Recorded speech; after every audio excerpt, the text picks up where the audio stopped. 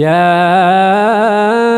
أيها الذين آمنوا كتب عليكم الصيام كما كتب على الذين من قبلكم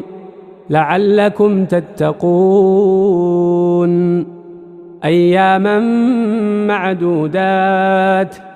فمن كان منكم مريضا أو على سفر